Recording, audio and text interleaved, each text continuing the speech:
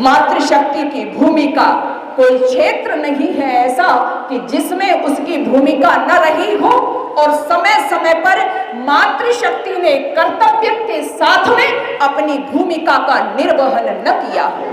कभी बहन के रूप में, कभी पुत्री के रूप में, कभी पत्नी के रूप में, तो कभी मां के रूप में अपना सर्वस्व समर्पित करके राष्ट्र की रक्षा की है, अपनी संस्कृति को बचाया है। मैं नमन करती हूँ इस राजस्थान की भूमि को, मैं अपने आप को बहुत गौरवान्वित हुआ पाती हूँ। मैं वंदन करती हूँ इस देश की माटी को। इस देश की माटी में मेरी देवियों, मैं आपसे कहना चाहती हूँ, वो महक है, वो सुगंधी है। जब सुगंधी उड़ चली थी ना, कहाँ उड़ चली थी इस राजस्थान की सुगंधी, इस राजस्थान की बहनों की महक। आज की मैं बहन बेटियों से कहना चाहती हूँ, कौन सी सुगंधी थी वो सुगंधी वो थी। केवल प्रस्ताव दिया था कि चेहरा एक बार रानी शीशे में दिखा दे, लेकिन नहीं मंजूर किया था। और जब पता चला कि युद्ध में हार गए हैं, पतिदेव नहीं है, तो मैं आपको दृश्य दिखाना चाहती हूँ, एक छोटी सी झलक। उन्होंने मृत्यु के मार्ग का वर्ण किया, और वो कौन सा मार्ग था? अग्नि स्नान करने का। मेरे शब्दों को पकड़ने की कोशिश करना। अग्नि स्नान का मार्ग चुना।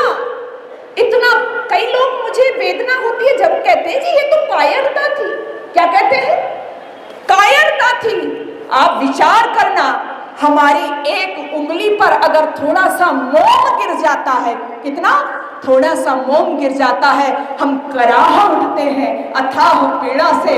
लेकिन वो देवियां, 16,000 देवियां इकट्ठी हो करके और अपने शरीर पर घी का लेपन करके मानो पीतांबरी उन्होंने धारण कर लिया हो, और अग्नि स्नान के लिए वो चल पड़ी थी, बैठ गई थी। मांस के लोथड़े जब जल रहे थे और जो महक छोड़ रहे थे, वो महक जब दूर दूर गांव में गई, पुरुषों ने उस महक को स्पर्श किया, सूखा, तब उन्होंने कहा कि जब इस देश की देवियां देश के लिए, संस्कृति के लिए जौहर कर सकती हैं, तो हम क्यों नहीं कर सकते। और उससे प्रेरणा लेकर के अनेक वीर इस मां भारती की रक्षार्थ कूद गए थे। लेकिन आज हमारी बेटियां क्या कर रही हैं?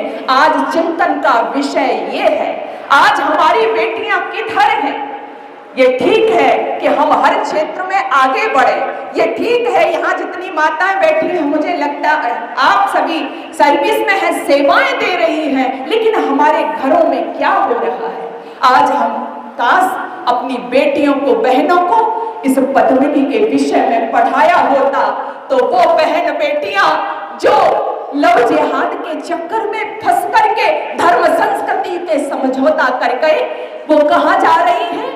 वो अफजल के घरों में जा रही है, वो रहीम के घरों में जा रही है, वो खान के घरों में जा रही है। दिल रोता है जब इस देश के अंदर श्रद्धा के 36 टुकड़े हुए देखती हूँ। दिल रोता है जब इस देश में मैं श्रद्धा को कहाँ देखती हूँ? उस भूमि पर देखती हूँ जहां ईंट पत्थर मार मार करके उसको रक्त रंजित कर दिया जाता है।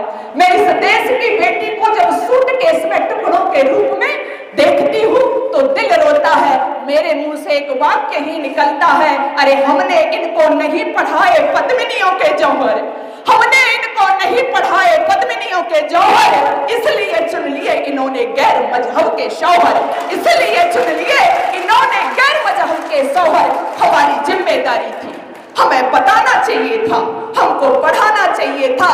सिखाओ अपनी बेटियों को